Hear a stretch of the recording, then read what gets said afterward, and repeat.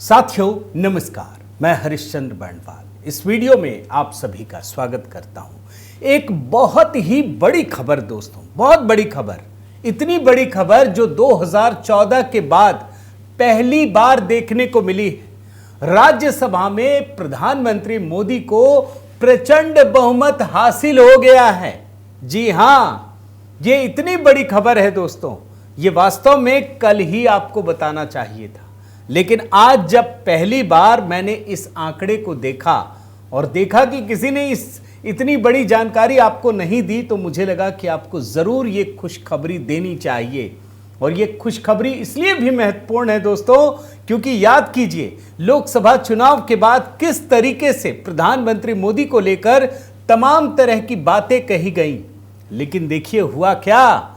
राज्यसभा में पहली बार, जी हां, आजाद भारत के इतिहास में, बल्कि कह लीजिए कांग्रेस से इतर किसी भी सरकार को राज्यसभा में प्रचंड बहुमत हासिल हो गया है। और मैं आपको दिखाता हूं ये आंकड़े कैसे बदल गए। आप मन में सोचेंगे कि ये जादू हो कैसे गया। मैं बहुत ही संक्षिप्त में ये जानकारी देना चाहता हूं दोस्तों, और इसीलिए ये वीडियो लेकर के आया हूं। आप देखिए, कल एक बहुत बड़ी घटना हुई थी। तमिलनाडु की राजधानी चेन्नई में अमित शाह केंद्रीय गृह मंत्री वहां गए थे।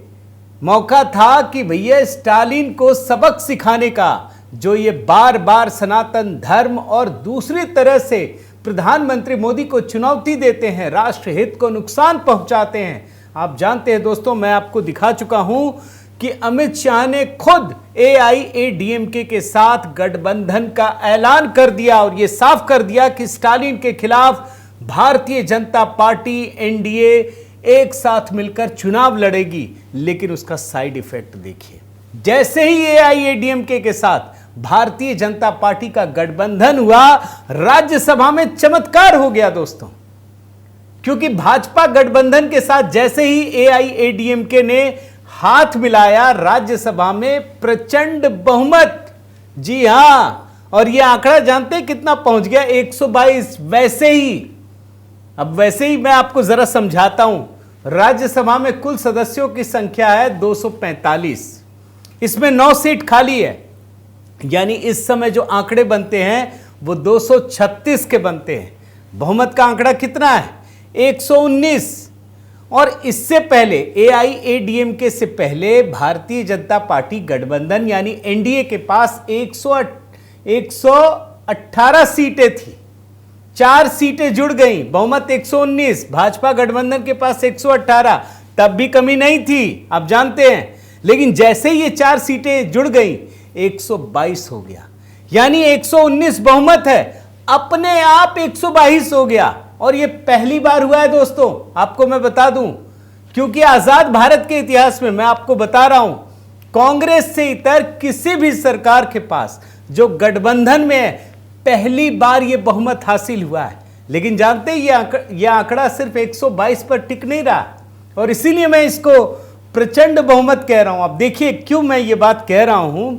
मैंने जैसा आपको बताया 245 कुल सीटें हैं, 9 खाली हैं, मौजूदा आंकड़ा 236 है, बहुमत का आंकड़ा 119 है। और जानते हैं इसके अलावा सारी पार्टियों को जोड़ करके तो 122 हो रहा है ना। लेकिन जैसे ही 6 मनोनीत भी तो होते हैं, 6 मनोनीत, ये सदस्यों को जोड़ दीजिए, एक निर्दलीय को भी जोड़ दीजिए, ये आंकड़ा बढ़कर हो जाता है 129, यानी बहुमत का आंकड़ा 119 है और भाजपा गठबंधन के पास हो गया आंकड़ा 129। कहां पहुंच गया ये आंकड़ा? लोकसभा में देख करके मोदी को चिढ़ाना चाहते थे। देखिए क्या स्थिति है दोस्तों। और इससे थोड़ा आगे बढ़िए, भाई कुछ सीटें तो खाली है ना, उन सीटों की भी जानकारी देता हूं। आंध्र प्रदेश में 1 सीट खाली है, जैसे ही चुनाव होगा यहां पर, यह भी NDA के खाते में जाएगी। जो मनोनीत सांसद हैं, 4 सीट खाली है, यह भी NDA के खाते में जाएगी। और इस तरीके से दोस्तों NDA और समर्थक सांसदों की संख्या 134 तक पहुंच जाएगी। यानी अगर कुल टोटल मिला लीजिए 245, बहुमत का आंकड़ा 123, और NDA अगर सबके चुनाव हो गए तब भी 134 तक पहुंच जाएगी। और जैसा कि मैंने आपको कहा कि 2014 के बाद पहली बार यह स्थिति हो रही है, और सिर्फ 2014 नहीं, ये तो मैं मोदी सरकार की उपलब्धि बता रहा हूं। आजादी के बाद अगर कांग्रेस की पुरानी सरकारों को छोड़ दीजिए तो पहली बार किसी गठबंधन को अपने आप पूर्ण बहुमत हासिल हो गया है। यह आंकड़ा क्यों महत्वपूर्ण है, यह भी समझ लीजिए। अभी तो वक्फ बिल पास हुआ, बहुत सारे लोग सवाल उठा रहे थे, पता नहीं क्या होगा, नहीं होगा, ये होगा, वो होगा। हालांकि आंकड़ों में भाजपा सरकार बहुत आगे थी, लेकिन इस बिल के खिलाफ अन्ना द्रमुक के सांसदों ने वोटिंग की थी। अब तो गए ना। और आपको पता है दोस्तों कि राज्यसभा में बीजेडी और वाईएसआरसीपी दोनों के सांसदों को व्हिप जारी नहीं किया गया था, और इसीलिए यह आंकड़ा बढ़ गया।